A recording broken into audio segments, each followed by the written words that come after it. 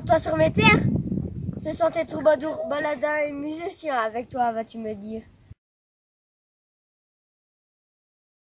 Plusieurs semaines durant, tu pénètres sur les terres miennes, sans en demander audience. Tu me chercherais querelle? Tu veux guerroyer? Que nenni, seigneur aimé Artaud d'Apchon, ce ne sont point nos intentions. Méfie-toi, la devise des Apchons est haut et clair. Alors prends garde, que ne pas si je faiblis. Tu crois que toi et tes compagnons allaient encore pouvoir m'amuser et me distraire? Alors, seigneur, vous permettez-nous de vous régaler d'une de ces plus anciennes légendes? Prestement, bourgeot, je pars souper, manger et bonne pitance chez Damoiselle Hermangarde de Roche d'Agou. En l'an de grâce 1588, lors d'une fin d'après-midi d'automne, le châtelain Aimé Artaud de Saint-Germain-d'Apchon, C'est mon château. posté à l'une des fenêtres du donjon de Marguerite d'Albon, Coucou, je suis le châtelaine Marguerite d'Albon. sa chère et tendre épouse, aperçoit un homme de sa garde, Moi, je suis une garde. Et je n'ai pas de nom. porteur d'une arquebuse, qui traverse la cour et se dirige tout droit vers la barbacane.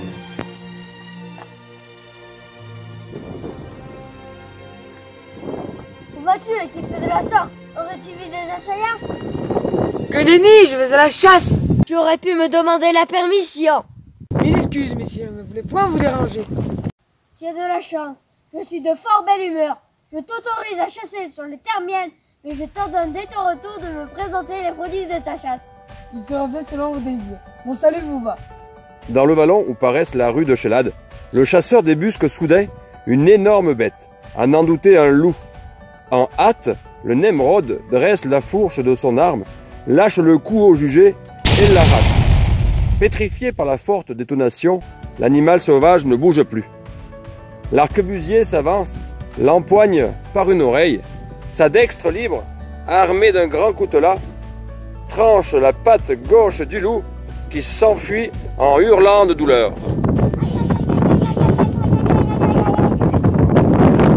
En hâte, le garde regagne le château et sollicite une entrevue avec le seigneur. Messire, j'ai combattu le loup et pour preuve, voici une de ses pattes. Disant, il extirpe un havresac, non une patte, mais bien une main, qui porte à son annulaire une bague d'or enchâssant un gros diamant. Stupéfaction du seigneur qui s'exclame: Morbleu! Je reconnais fort bien ce bijou. Je l'ai offert à mon épouse l'été passé. Vers de rage, soupçonneux, le châtelain somme le garde de s'expliquer. Ceci est la vérité vraie. J'ai tiré sur le loup, je l'ai manqué. Il n'a plus bougé, alors je lui ai sauté dessus et je lui ai tranché une patte. Tenez mon couteau encore taché du sang de mon ennemi. Mais ce qui m'a interloqué, c'est qu'il s'est enfui en poussant des cris humains. Par tous les diables, je veux savoir! Le seigneur se dirige vers la chambre de sa femme, qui se chauffe près de la cheminée en émettant des lamentations, le bras gauche enfoui sous un très très long châle.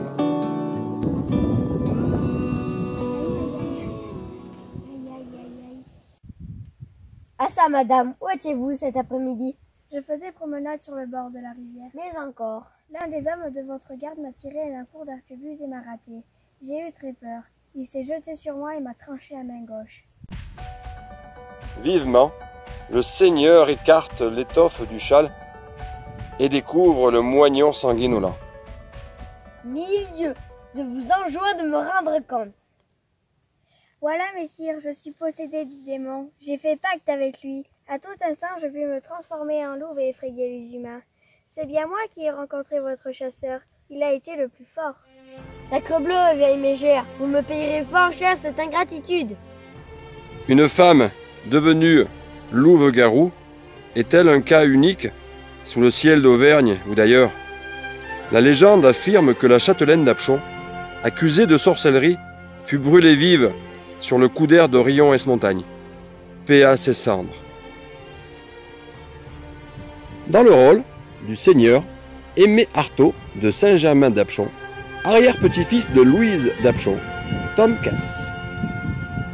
Dans le rôle de Marguerite d'Albon, première dame d'honneur de la reine Catherine de Médicis, nous avons Margot Pouget. Et enfin, dans le rôle du garde, qui malheureusement n'a pas de nom, Mathieu Casse. Merci à tous les trois.